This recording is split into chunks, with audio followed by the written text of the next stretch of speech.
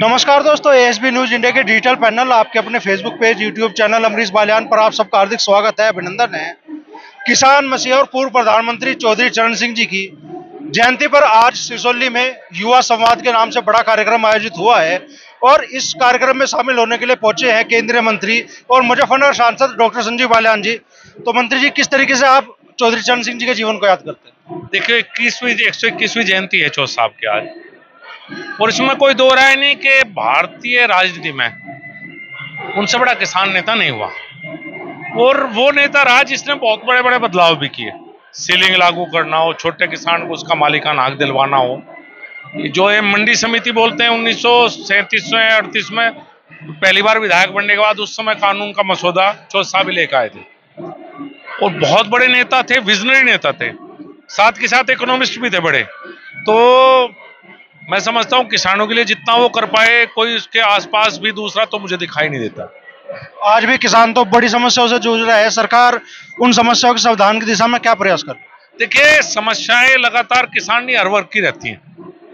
सरकारें उसमें चाहे किसी दूसरे की सरकार हो, काम करने का प्रयास सभी करते हैं और हम भी कर रहे हैं, ऐसी बात नहीं। लेकिन कुछ ना कुछ ये भी नहीं कह सकते कि सभी समस्याओं का समाधान हो गया।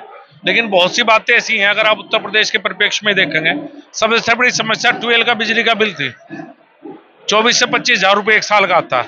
इसी साल सरकार ने कर दिया कि सारा बिल सरकार देगी। हमारे यहाँ अगर पूरे 31 लाख के करीब ट्यूबवेल पूरे उत्तर प्रदेश में है, जिनमें से आप कह सकते हैं कि मोर देन 50% ट्यूबवेल पश्चिम उत्तर प्रदेश में। मेरे जनपद में शायद 35-40 हजार से कम ट्यूबवेल नहीं होंगे। तो 35-40 हजार परिवारों को 25 हजार रुपये एक साल के अगर सरकार की तरफ से लाभ हुआ है तो ये तो है ही। अगर आप शुगर मिल को देखोगे, पहले समस्या रहती थी कि शुगर मिल बंद हो जाती थी, गन्ना खड़ा रहता। अब ऐसी बात नहीं कि शुगर मिल आखिर तक चलेगी। भाव की बात है, उत्तर प्रदेश सरकार जल्दी डिक्लेयर करेगी और मुझे मेरे विचार से लगे ठीक ठाक भाव होगा जितनी सरकार में हमारे द्वारा बातचीत हुई है। तो समस्याएं रहती है, समस्याओं के हल भी निकालने का प्रयास होता है। इंतजार लंबा क्यों हो रहा है गन्ने के भाव को लेकर?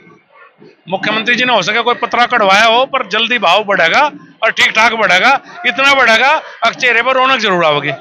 एक और बड़ी समस्या आ रही है, अब गेहूं की बुआई चल रही है। किसान की पहली चिंता है कि यार गेहूं बोओगे और वो आवारा पशु चढ़ जाएंगे।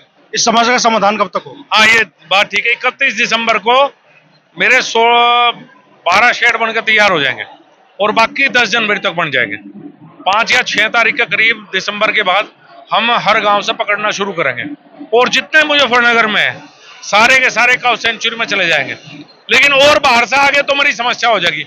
एक बार तो जितने सारे, लेकिन ये पायलट प्रोजेक्ट है, एक बार ये कामयाब हो गया तो माननीय प्रधानमंत्री मुख्यमंत्री के सामने रखेंगे। हर जनपद में काउ सेंचुरी का निर्माण जब होगा, जब इस समस्या का स्थायी हल होगा। शुरुआत मुजफ्फरनगर ने की है, मुझे लगा आगे जनपद आगे करेंगे तो इस समस्या का समाधान भी, मुजफ्फरनगर का तो समाधान अगले महीने में हो जाएगा।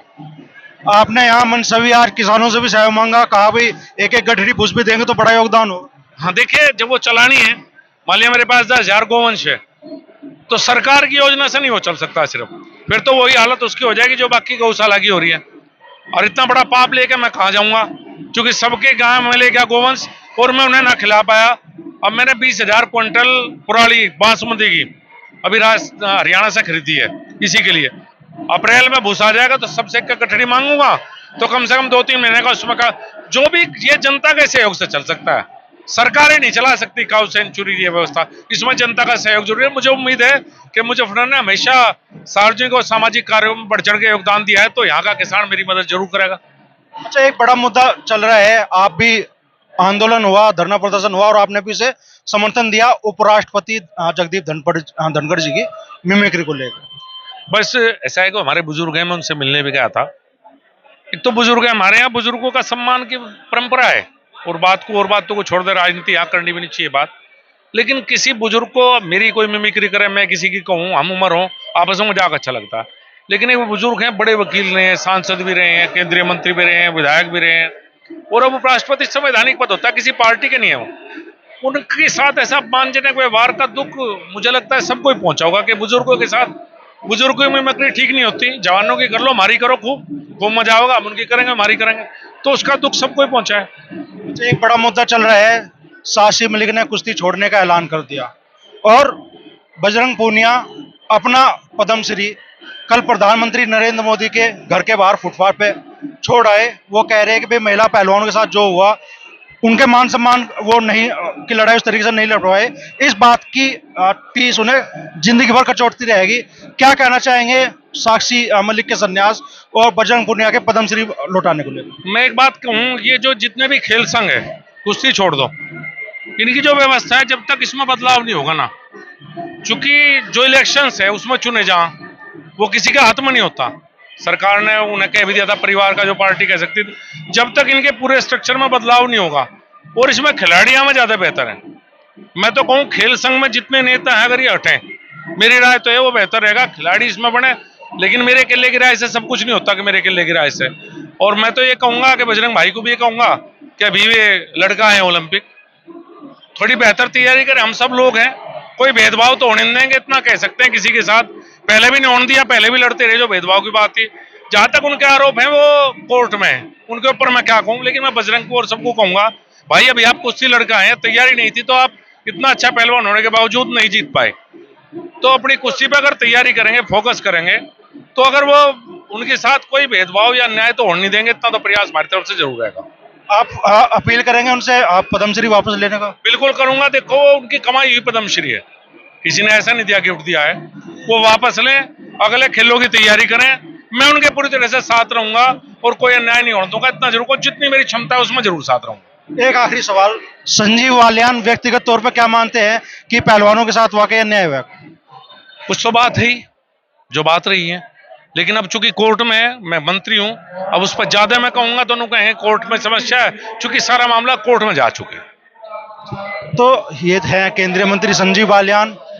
गन्ना किसानों का जो बड़ा मुद्दा है इस वक्त, गन्ने का भाव।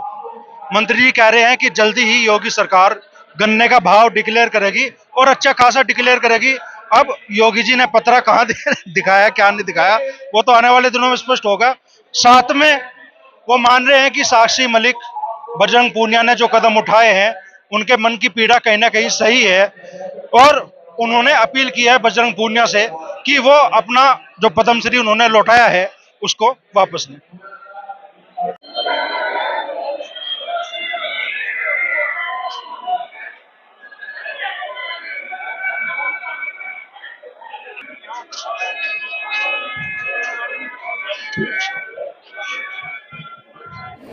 कुशलपाल आर्य जी, राष्ट्रीय अध्यक्ष, राष्ट्रीय उपाध्यक्ष हापुड़ से, वे आ जाएंगे और इन बच्चों को सम्मानित करेंगे। नवीन राठी जी, मंडल अध्यक्ष सहारनपुर से आए हुए हैं, हम सबके मध्य है, वो भी आ जाएंगे मंच पर।